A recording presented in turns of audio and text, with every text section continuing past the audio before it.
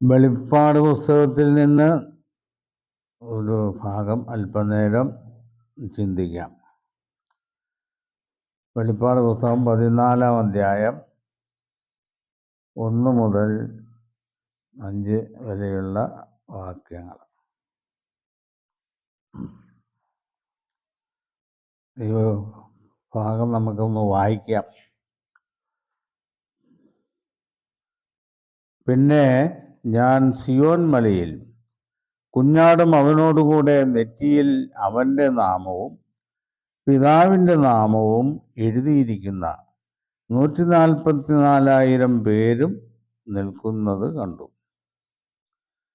പെരുവെള്ളത്തിൻ്റെ ഇരച്ചൽ പോലെയും വലിയൊരു ഇടിമുഴക്കം പോലെയും സ്വർഗത്തിൽ നിന്ന് ഒരു ഘോഷം ഞാൻ കേട്ടു. കേട്ട ഘോഷം വൈണികന്മാർ വീണമീട്ടുന്നത് പോലെയായിരുന്നു. അവർ സിംഹാസനത്തിനും 4 ജീവികൾക്കും മൂപ്പന്മാർക്കും മുമ്പാകെ ഒരു പുതിയ പാട്ടുപാടി. ഭൂമിയിൽ നിന്ന് വിലയ്ക്ക് വാങ്ങിയിരുന്ന 144,000 പേർക്കല്ലാതെ ആർക്കും ആ പാട്ട് പഠിപ്പാൻ കഴിഞ്ഞില്ല. അവർ കന്യകമാരാകിയാൽ സ്ത്രീകളോടുകൂടെ മാലിന്യപ്പെടാത്തവർ. കുഞ്ഞാട് പോകുന്നിടത്തൊക്കെയും അവർ അവനെ അനുഗമിക്കുന്നു. അവർ ദൈവത്തിനും കുഞ്ഞാടിനും ആദ്യഫലമായി മനുഷ്യരുടെ ഇടയിൽ നിന്ന് വീണ്ടെടുത്തിരിക്കുന്നു. ഭോഷ്ക് അവരുടെ വായിൽ ഉണ്ടായിരുന്നില്ല. അവർ കളങ്കമില്ലാത്തവർ തന്നെ. ഈ ഭാഗത്തു നിന്നും നമ്മൾ മനസ്സിലാക്കുന്നത്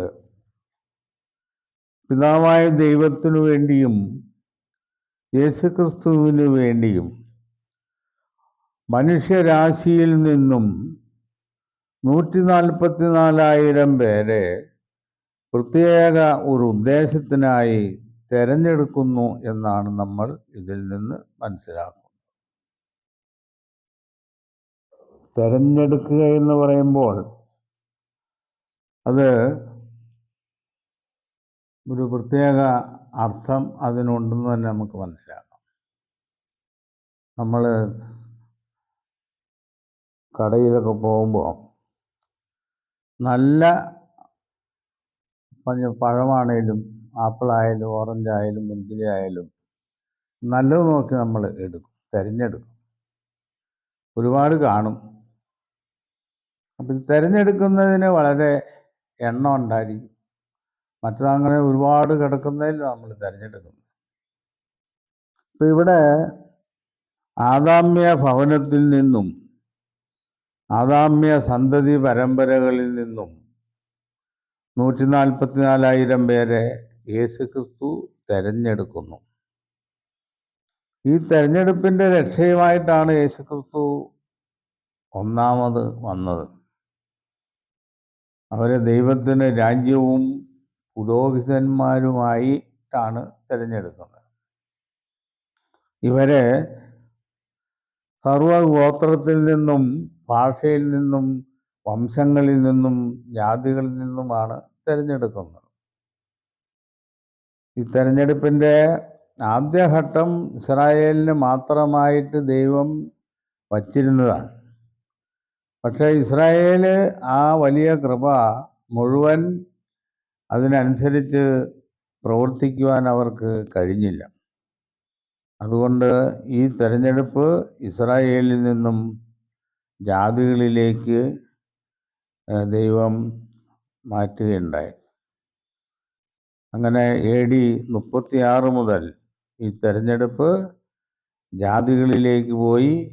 കൊർന്നല്യോസ് ആദ്യമായി ജാതികളിൽ നിന്നും സഭയിൽ പ്രവേശിച്ചു.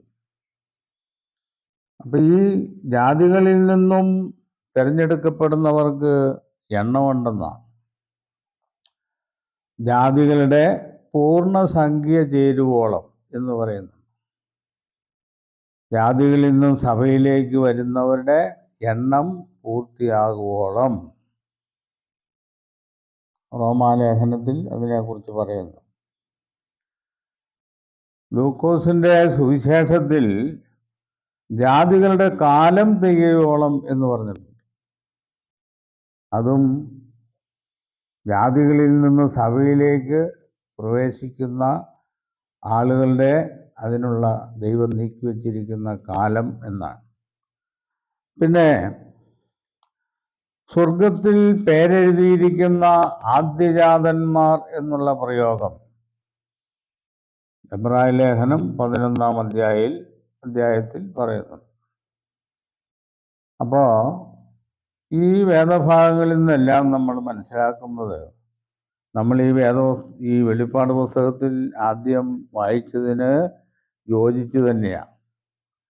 പിന്നെ ഞാൻ സിയോൻ മലയിൽ കുഞ്ഞാടും അവനോടുകൂടെ 144,000 പേരും നിൽക്കുന്നത് കണ്ടു. ആണോ? അപ്പോൾ ഇതൊരു സംഖ്യയാണെന്നുള്ളതിന് യാതൊരു കാരണവശാലും നിഷേധിക്കാൻ യാതൊരു തെളിവുമില്ല. അപ്പോൾ ഇവിടെ സിയോൻ മല ലക്ഷ്യാർത്ഥമാണ്, അക്ഷരാർത്ഥമല്ല, ലക്ഷ്യാർത്ഥമാണ്. അതുകൊണ്ട് ഇവിടെ നിൽക്കുന്നവരും ലക്ഷ്യാർത്ഥമാണ് എന്ന് പറയുന്ന ആളുകളുണ്ട്. മല ലക്ഷ്യാർത്ഥം അല്ലാത്തതുകൊണ്ട് ഇവിടെ നിൽക്കുന്നവരും അക്ഷരാർത്ഥമല്ല എന്നൊക്കെ പറയുന്നവരും. ഇവിടെ സിയോൻ മല എന്ന് പറയുന്നത് എന്തിനെയാണ് കർത്താവ് ഉദ്ദേശിക്കുന്നത്? സിയോൻ മലയ്ക്കുള്ള പ്രത്യേകതകളൊക്കെ എന്താണെന്ന് വേദപുസ്തകം പഠിക്കുന്നവർക്ക് മനസ്സിലാക്കാൻ പറ്റും. സീനായി പർവ്വതത്തിൽ ദൈവം പ്രത്യക്ഷനായിട്ടുണ്ട്. ന്യായപ്രമാണം മോശ മുഖാന്തരം അവിടെ നൽകപ്പെട്ടു. അപ്പോൾ ഒരു ഔന്നത്യമാണ് കാണിക്കുന്ന ആ പർവ്വതം. പിന്നെ പർവ്വതങ്ങൾ, കുന്നുകൾ എന്നുള്ള പ്രയോഗങ്ങളൊക്കെ നിലവിലിരിക്കുന്ന രാജ്യത്തെയും ഗവൺമെൻറ്റുകളെയൊക്കെ സൂചിപ്പിക്കുന്ന പ്രതീകങ്ങളായിട്ട് പറയുന്ന വേദഭാഗങ്ങളുണ്ട്.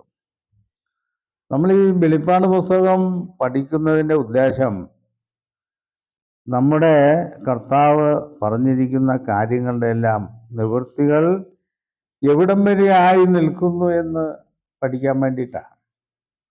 നമ്മൾ ഉൽപ്പത്തി പുസ്തകവും പുറപ്പാട് പുസ്തകമൊക്കെ വായിച്ചുകൊണ്ടിരുന്ന ദൈവത്തിൻ്റെ രാജ്യത്തെക്കുറിച്ച് ഒരു പിടുത്തവും കിട്ടിയല്ല.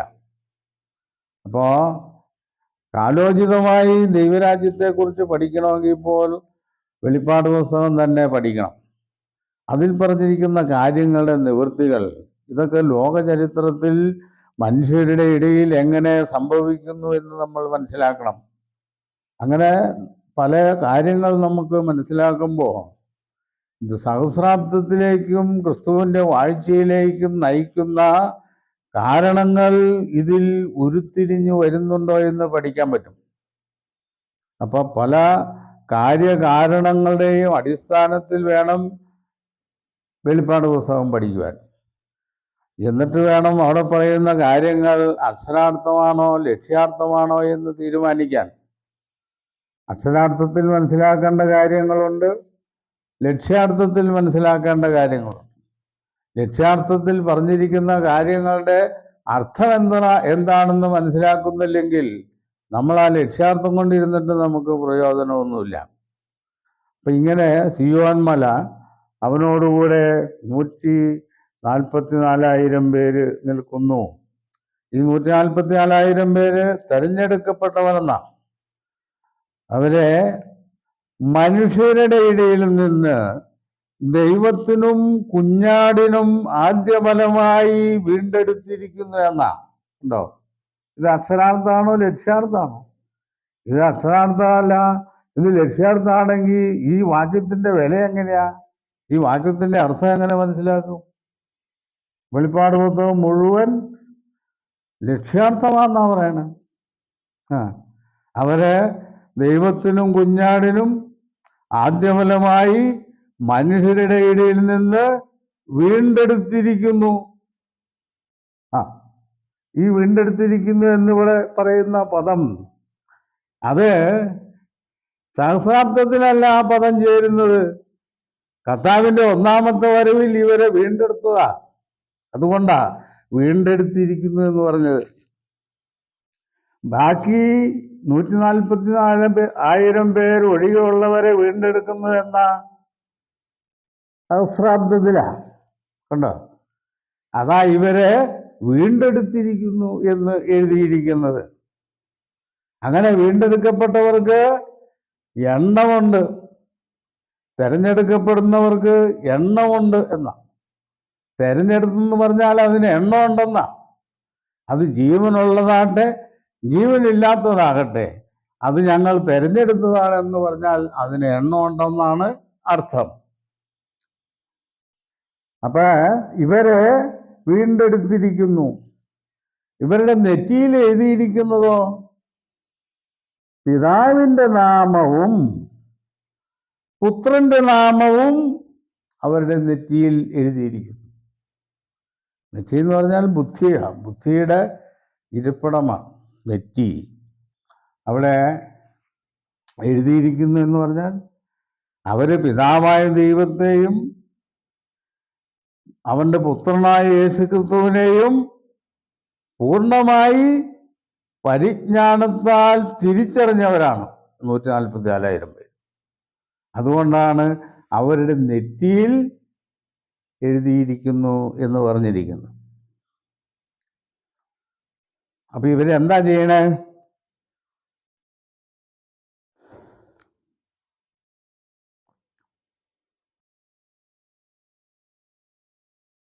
ആ ഭാഗം രണ്ടാമത്തെ വാക്യം മുതൽ നമ്മൾ വായിക്കുമ്പോൾ, പെരുവെള്ളത്തിൻ്റെ ഇരച്ചൽ പോലെയും വലിയൊരു ഇടിമുഴക്കം പോലെയും സ്വർഗത്തിൽ നിന്ന് ഒരു ഘോഷം ഉണ്ടായി. കേട്ടു. ഞാൻ കേട്ട ഘോഷം വൈണികന്മാർ വീണ വീട്ടുന്നത് പോലെയായിരുന്നു. അവർ സിംഹാസനത്തിനും 4 ജീവികൾക്കും മൂപ്പന്മാർക്കും മുമ്പാകെ ആ പുതിയ പാട്ടുപാടി. ക്രിസ്തുവിൻ്റെ സഭ എന്ന് പറയുന്ന മുന്നമേ ഈ വീണ്ടെടുക്കപ്പെട്ടവർ ഒരു പുതിയ പാട്ടാ പാടും. അവർ പുതിയ പാട്ട് പാടി. ഈ പാട്ട് ഭൂമിയിൽ നിന്ന് വിലയ്ക്ക് വാങ്ങിയിരുന്ന 144,000 പേർക്കല്ലാതെ ആർക്കും ആ പാട്ട് പഠിപ്പാൻ കഴിഞ്ഞില്ല. ഇവിടെ ആർക്കും ആ പാട്ട് പാടാൻ കഴിഞ്ഞില്ലെന്നല്ല പറഞ്ഞിരിക്കുന്നത്. ആദ്യം ഇവര് ആ പാട്ട് പാടി. ഈ പാട്ട് പാടിയത് ഇതെന്നാണ് ഈ പാട്ട് അവർ പഠിച്ചതെന്നുള്ള എന്നാണ് അവർ ഈ പാട്ട് പഠിച്ചത്. ഭൂമിയിൽ നിന്ന് വിലയ്ക്ക് വാങ്ങിയ 144,000 പേർക്കല്ലാതെ ആർക്കും ആ പാട്ട് പഠിപ്പാൻ കഴിഞ്ഞില്ല. അപ്പൊ ഇവരെന്നാ ഈ പാട്ട് പഠിച്ചേ? കർത്താവ് ഒന്നാമത് വന്നില്ലേ, അന്നേരം ഇവര് പാട്ട് പഠിച്ചു. പാടുന്നതോ രണ്ടാമത്തെ വരവിൽ ദൈവത്തിൻ്റെ രാജ്യത്തിലാണ് ഈ പാട്ട് അവർ പാടുന്നത്. അപ്പൊ ഈ പാട്ട് തെരഞ്ഞെടുപ്പിൻ്റെ രക്ഷയും അതിൻ്റെ പ്രതിഫലവുമാണ്. സഭയ്ക്ക് കിട്ടുന്ന മഹാപ്രതിഫലമാണ് ഈ പാട്ട്. അത് മറ്റാർക്കും ഉള്ളതല്ല. അവരമർത്യരായിത്തീരുന്നു, അവർ ക്രിസ്തുവിനെ പോലെ ആയിത്തീരുന്നു, അവർ ക്രിസ്തുവിൻ്റെ ശരീരമാം സഭയായിത്തീരുന്നു. ഇത് മറ്റാർക്കും അസാധ്യമായ കാര്യങ്ങളാണ്. മറ്റൊരു മനുഷ്യനും സാധ്യമായ കാര്യമല്ല. അപ്പൊ ഇവര് കർത്താവിൻ്റെ ഒന്നാം വരവിൽ തന്നെ, അതായത് കർത്താവ് സുവിശേഷം ആരംഭിച്ച ആ കാലഘട്ടം മുതൽ, അപ്പോസ്തലന്മാരുടെ കാലഘട്ടം മുതൽ അവർ ഈ പാട്ട് പഠിക്കാൻ തുടങ്ങി. അപ്പോൾ സിയോൻ മലയിൽ വെച്ചാണ് ഈ പാട്ട് പാടുന്നത്. ദൈവത്തിൻ്റെ രാജ്യം സ്ഥാപിക്കുന്ന കാലത്താണ് ഈ പാട്ട് അവർ പാടുന്നത്. ഇപ്പോൾ പഠിക്കുന്ന ഒരവസരത്തിൽ, പാടുന്നത് മറ്റൊരവസരത്തിലാണ്. ഇവർക്കുള്ള പ്രത്യേകത എന്താ? അവർ കന്യകമാരാകിയാൽ സ്ത്രീകളോടുകൂടെ മാലിന്യപ്പെടാത്തവർ. അവർ വിവാഹം കഴിച്ചിട്ടില്ല. അവരുടെ ജീവിതകാലത്ത് കർത്താവിൻ്റെ ശിഷ്യന്മാർ മുതലുള്ള തിരഞ്ഞെടുക്കപ്പെട്ടവർ ഈ ലോകത്തിൽ നിന്നും വേർപെട്ട ജീവിതം നയിച്ചവരാ. അവർ വേർപെട്ട ജീവിതം നയിച്ച് ക്രിസ്തുവാകുന്ന മണവാളനെ കാത്തിരിക്കുക ചെയ്തത്. അതുകൊണ്ടാണ് കന്യകമാർ എന്ന് പറഞ്ഞിരിക്കുന്നത്. അപ്പോൾ അവർ വിവാഹിതരാകുന്നതോ കർത്താവിൻ്റെ രണ്ടാം വരവിലാണ്. അത് അവർ കന്യകമാരാകിയാൽ സ്ത്രീകളോടുകൂടെ എന്ന് പറഞ്ഞാൽ മറ്റു നാമധേയ ക്രൈസ്തവ മാർഗങ്ങളിൽ നിന്നും വേർപെട്ട് ജീവിച്ചവരാണ് അപ്പോസ്തലന്മാർ. അവരടങ്ങുന്ന ഈ സഭ എന്ന് പറയുന്നത്. മാലിന്യപ്പെടാത്തവർ. അവർ ദൈവത്തിനും കുഞ്ഞാടിനും ആദ്യഫലമായി മനുഷ്യരുടെ നിന്ന് അവരെ വീണ്ടെടുത്തിരിക്കുന്നു. ഭോഷ്ക് അവരുടെ വായിൽ ഉണ്ടായിരുന്നില്ല. അവർ കളങ്കമില്ലാത്തവർ തന്നെ. അപ്പൊ ഇവരെ ഇതിനെല്ലാം യോഗ്യരാക്കി തീർത്തത് ഈ പുതിയ പാട്ട് പാടുവാനും കുഞ്ഞാടിൻ്റെ കാന്തയായി തീരുവാനും ഇവർക്ക് യോഗ്യത ലഭിച്ചത് എങ്ങനെയാ? അവരുടെ വായിൽ ഭോഷ്കില്ലായിരുന്നു. അപ്പോസ്തലന്മാരുടെ കർത്താവിൻ്റെ കാലം മുതൽ, പിന്നെ അപ്പോസ്തലന്മാരുടെ കാലം മുതൽ ദൈവത്തിൻ്റെ വചനത്തെ നിർമ്മലമായി പഠിച്ചവരവർ. അവർ ഭോഷ്കല്ല പഠിച്ചത്, അവർ സത്യമാ പഠിച്ചത്. അപ്പോസ്തലന്മാരും ശേഷം വന്ന അപ്പോസ്തലന്മാരുടെ ഉപദേശം കേട്ട് വന്നവരുമൊക്കെ സത്യമാ പഠിച്ചത്. ദൈവം ത്രിയേകനാണെന്നല്ല പഠിച്ചത്, ദൈവം ഏകനാണെന്നാ പഠിച്ചത്. യേശുക്രിസ്തുവാണ് മനുഷ്യന് വേണ്ടി പാപപരിഹാരാർത്ഥം ക്രൂശിൽ യാഗമായി തീർന്നത് യേശുവാണെന്ന് അവർ പഠിപ്പിക്കുകയും ചെയ്തു. പാപത്തിൻ്റെ ശമ്പളം നരകമല്ല, പാപത്തിൻ്റെ ശമ്പളം മരണമാണെന്ന് അപ്പോസ്തലന്മാർ പഠിപ്പിച്ചത്. മരണശേഷം മനുഷ്യന് ഒരു ആത്മാവ് ജീവിക്കുന്നു എന്നുള്ള ഭോഷ്കല്ല അവർ പഠിപ്പിച്ചത്. മരണത്തോടുകൂടി മനുഷ്യൻ നശിക്കുന്നു എന്നാ. മനുഷ്യന് പുനരുത്ഥാനം ഉണ്ടെന്നുള്ള കാര്യം അത് വേറെ വിഷയമായിട്ട് അപ്പോസ്തലന്മാർ പഠിപ്പിച്ചു. അതിങ്ങനെ അവരുടെ വായിൽ ഭോഷ്കില്ലായിരുന്നു. അവർ കളങ്കമില്ലാത്തവർ തന്നെ. കളങ്കമില്ലാത്തവരായതുകൊണ്ടാണ് അവർ ഈ സത്യം മാത്രം ഉപദേശിച്ചത്.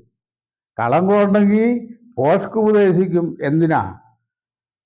അതിൽ നിന്ന് ഭോഷ്ക് ഉപദേശിച്ചാൽ പല വിധത്തിലുള്ള വരുമാനങ്ങളും നേട്ടങ്ങളും ഉണ്ടാക്കാം.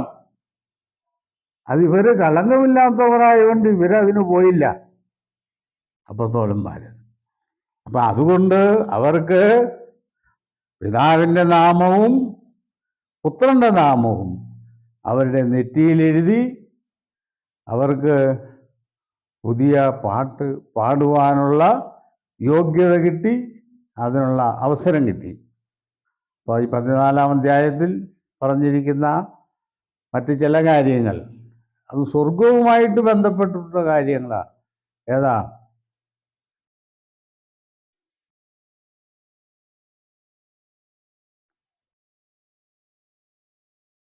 അവർ സിംഹാസനത്തിനും 4 ജീവികൾക്കും മൂപ്പന്മാർക്കും മുമ്പാകെ പാട്ടുപാടി.